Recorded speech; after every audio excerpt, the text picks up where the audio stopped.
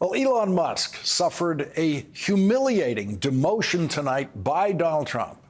The theory that Elon Musk might become, in effect, a co-president or the real president, while Donald Trump, in effect, retires to a life of golfing, suffered a significant setback tonight when Donald Trump announced that he would give Elon Musk a job that does not exist and will last at most 18 months. And worst of all, Elon Musk, the richest person in the world, was assigned a working partner who, like Musk, has also never worked in government before, Vivek Ramaswamy, who's not even a billionaire. Elon Musk didn't even get his own press release from Donald Trump. He had to share it with Vivek Ramaswamy. Elon Musk got the first shared press release of any of Donald Trump's appointment announcements.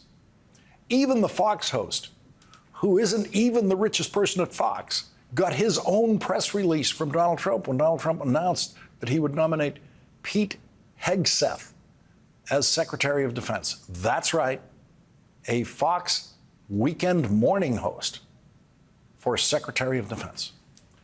Today was the silliest day yet in the Trump personnel announcements.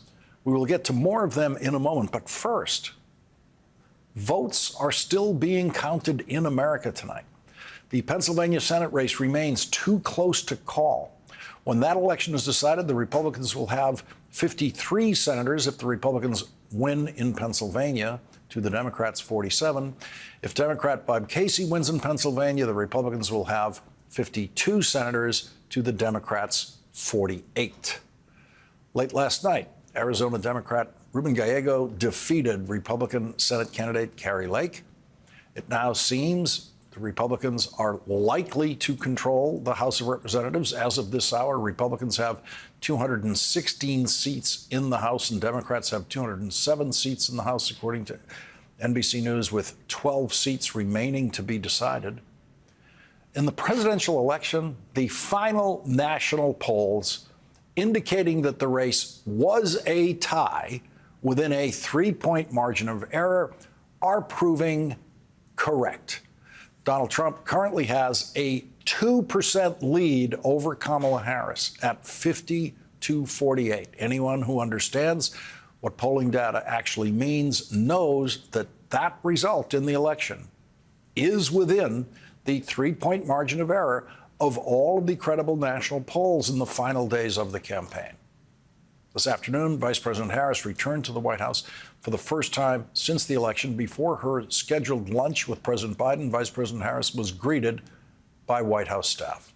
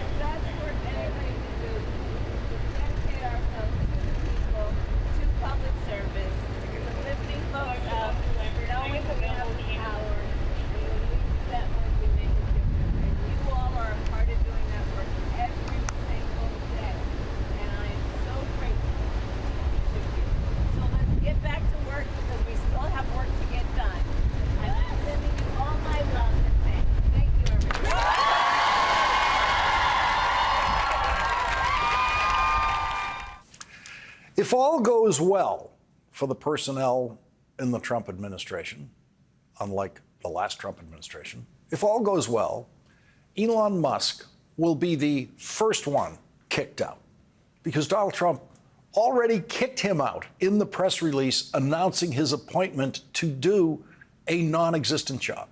Donald Trump announced, quote, Elon Musk, working in conjunction with Vivek Ramaswamy, will lead the Department of Government Efficiency.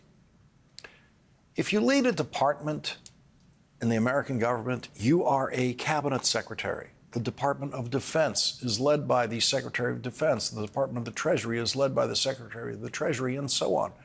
There is no such thing as the Department of Government Efficiency.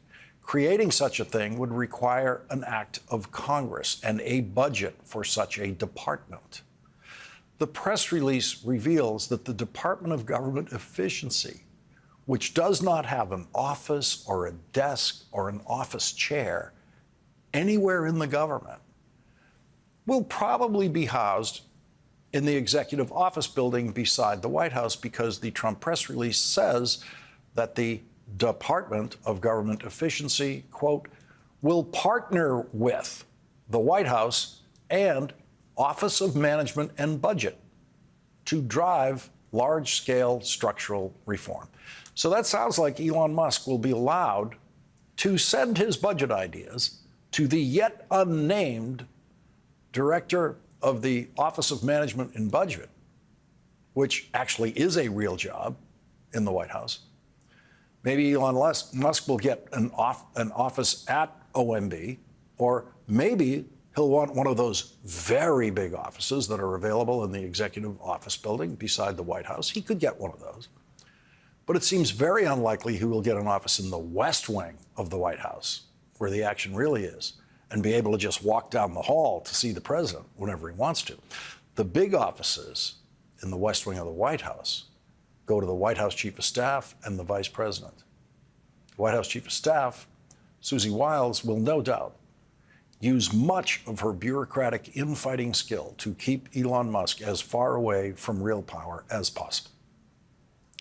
If Elon Musk were actually going to be the head of a department, a cabinet secretary, he would have to go through confirmation hearings, which would be a televised festival of conflict of interest for a major defense contractor, Elon Musk, taking a position inside the government that would allow him to push for more money for his government contracts and prevent anyone from ever examining any waste that might exist in Elon Musk's more than $15 billion in government contracting.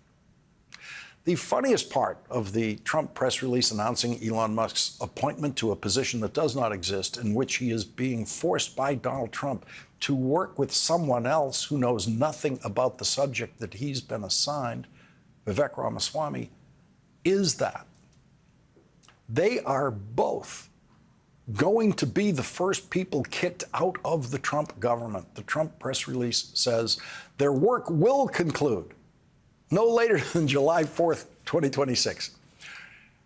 Every Republican president has campaigned on the promise that they will eliminate waste and fraud in government, including Donald Trump. How could there be any waste in government after Donald Trump's 4 years in the presidency, which were supposed to eliminate waste?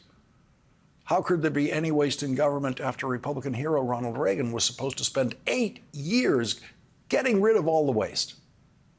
I'm talking about reducing waste, fraud, abuse, and mismanagement in government. Yeah, he talked about it. Ronald Reagan had 8 years to get rid of the waste in government. The budget of the United States went up every single year of the Reagan presidency. The budget of the United States of America has gone up every year of every Republican presidency since Ronald Reagan. The budget of the United States went up dramatically every year of the Trump presidency, every year. Waste, money, fraud, and abuse all over the place. Waste, fraud, and abuse. So Donald Trump failed to get rid of the waste in 4 years as president with all that power. And now Donald Trump is going to give Elon Musk 18 months to just recommend how to get rid of all the waste in government. Something Donald Trump discovered he could not do in 4 years. Donald Trump now just might know enough about government to know how humiliating this is going to be for Elon Musk. Elon Musk is going to fail miserably at the homework assignment Donald Trump has given him an assignment that Donald Trump doesn't believe Elon Musk can do without the help of Vivek Ramaswamy. Why did Donald Trump insult Elon Musk by assigning him a helper? Something Donald Trump hasn't done for anyone else he has announced for positions in the Trump administration. I said if everything goes well in the Trump administration, Elon Musk and his assigned sidekick will be the first ones out the door. But we have every right to expect that it is impossible at a personnel level, at least in the Trump administration, for everything to go well. Donald Trump's first White House chief of staff was fired after 6 months. Donald Trump then went through 3 more of them. Donald Trump fired his first Secretary of State after a year. That Secretary of State had called Donald Trump an effing moron. So the chances of egomaniac Elon Musk surviving 18 months in any kind of fake working relationship with egomaniac Donald Trump are not good.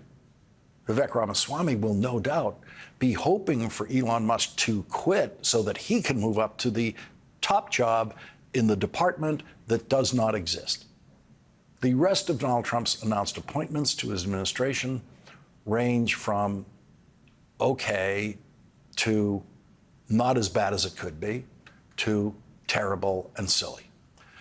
The possibilities for White House counsel included a buffoon who has been a permanent fixture in Donald Trump's post-presidential entourage, Boris Epshteyn, who is technically a lawyer but does not practice law and is currently under indictment in Arizona for crimes he is accused of committing in trying to overturn the 2020 presidential election. Boris Epshteyn didn't make the cut for White House counsel, nor did this guy. Let me just say this to Big Tish James, the New York Attorney General. I dare you to try to continue your lawfare against President Trump. We will put your in prison for conspiracy against rights, and I promise you that. That guy, Mike Davis, was at the top of many speculative lists about who would be the Trump White House counsel. And instead, Donald Trump announced today that the White House counsel, a position that does not have to be confirmed by the Senate, will be William McGinley, who has been a partner in serious Washington law firms and has the standard Republican establishment resume that could have landed him a job in a Bush White House counsel's office. On the less serious side of the appointment scale comes Mike Huckabee, who will be submitted for Senate confirmation to serve as ambassador to Israel. That is the kind of appointment that could offend many people in Israel who have come to expect that the American ambassador will be a Jewish American with long-held interest in Israel. Mike Huckabee's fundamentalist Christian interest in Israel, like other Christian fundamentalist Republicans, is based on their belief that the second coming of Jesus Christ will occur in Israel at what will be the end of the world as we know it, sparked by a war in Israel that will ultimately lead to the death of all Jewish Israelis or their conversion to Christianity. That is not a view of Israel's role in the world that anyone in Israel has ever accepted or believed. South Dakota's Governor Kristi Noem will be nominated and no doubt confirmed by the Senate as Secretary of Homeland Security. The CIA director will be John Ratcliffe, who served as Donald Trump's Director of National Intelligence. The intelligence community survived John Ratcliffe's first tour of duty. This time around, John Ratcliffe and others with some experience in government might find themselves spending a lot of time trying to figure out Donald Trump's choice for Secretary of Defense, Pete Hegseth. Tonight is the first time I have said that person's name out loud, but at least I had a vague image of him in my mind when I heard his name today, which is more than you can say for the top Democrat on the House Armed Services Committee, which has jurisdiction over everything the Secretary of Defense does. I confess I did not know who Pete Hegseth was until about 20 minutes ago. He does not seem to have much of a detailed background in DoD policy. To the extent he's worked on any of that stuff, it has been on veterans policy, not on DoD issues. So the lack of experience is concerning. Now, I have not heard what his plans are, so we will see what his plans are. But it was surprising, and it is concerning just given that lack of experience. The Pentagon, biggest bureaucracy in the world. It's a hard thing to run. So I think it's going to be a challenge. In the pre-Trump world, it would be impossible for a Pete Hegseth to get through the Senate confirmation process for any job in government. But the 52 or 53 Republican senators who will show up for work next year have shown that they will have no problem voting for any ridiculous, incompetent Trump appointee. Here is a sample of what to expect in Pete Hegseth's confirmation hearing. Republicans for decades, for years, have sat in the kill zone and said, just kind of like us, we're okay. We're not that bad. We're okay. We're nice behind our podiums, dressed up like this, hey, everybody, we're going to cut taxes just a little bit more. It doesn't work. Donald Trump said it's time to throw the grenades and charge at the enemy.